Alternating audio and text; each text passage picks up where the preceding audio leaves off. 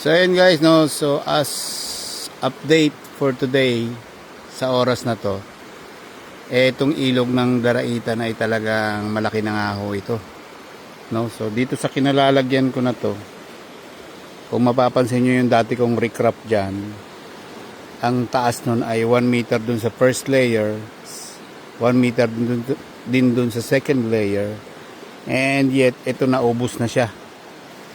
So nasa turning third layer na tayo, no.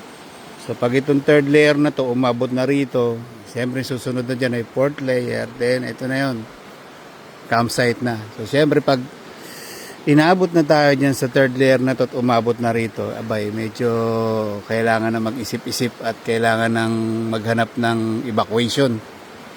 So first time ko kasi itong na-experience na walang tigil ang ulan. So ngayon lang ako nakakita ng ganito kalaking ilog.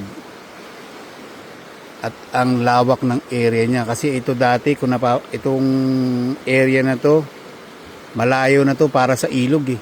Ang ilog nandito lang eh. Pero ngayon hanggang dito inabot na tayo.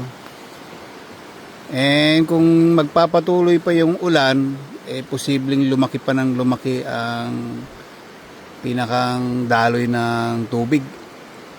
At may mga pinangangambahan na pwedeng mag-landslide, katulad nga nitong area ko na to, nag-landslide na yan dyan. So hindi ko pa alam kung ano mga susunod. Pero marami na akong nakitang mga inaanod na kubo rito, mga lamesa sa iba't ibang campsite, lalo dun sa mga mabababang area.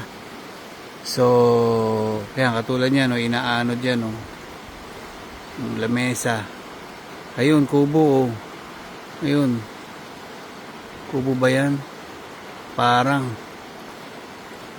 So anyway, malakas talaga yung current ng tubig na to, at ito ay nasa siguro mga 4 meters na ang taas ng ilog na to.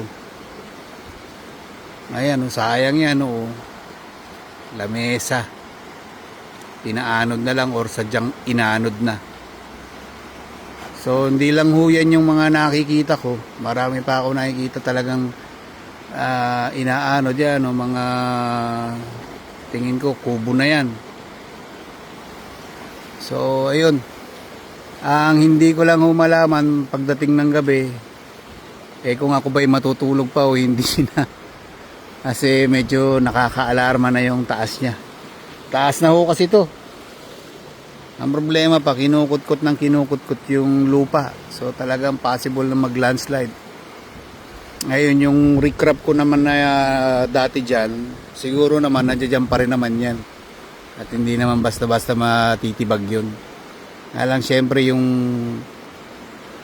magiging pinsala niya, hindi lang dito sa area ko, syempre para na rin sa iba nating mga kacampsite, lalo na doon sa mga mabababang area.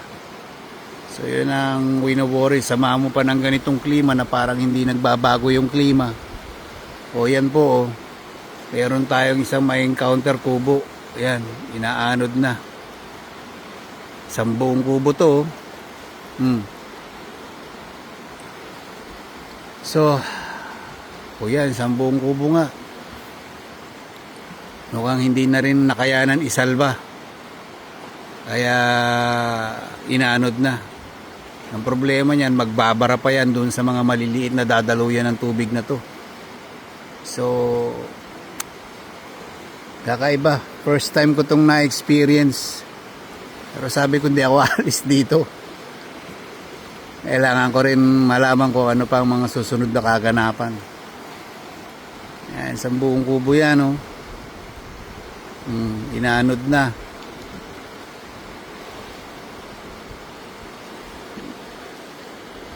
So ayun, hindi lang yan ang makikita natin, marami pa tayo makikita mga nagpapalutang-lutang dyan. Pero sana naman mga bagay lang, wag lang naman, alam mo na, mga taong maaaring madisgrasya. And sa ngayon talagang hindi safe na ikaw ay nagpupunta sa tabing ilog, lalo't kung ganito kalakas yung current niya. And yun nga, sa kinalalagyan ko, yan, medyo Mataas na to eh. Nasa third, papunta na tayo sa third level. Kumbaga, humahalik-halik na siya sa third level. Pero pag inakyat niya ba itong third level na to, mataas na bahagi na to. And the last one is the fourth level. So yun.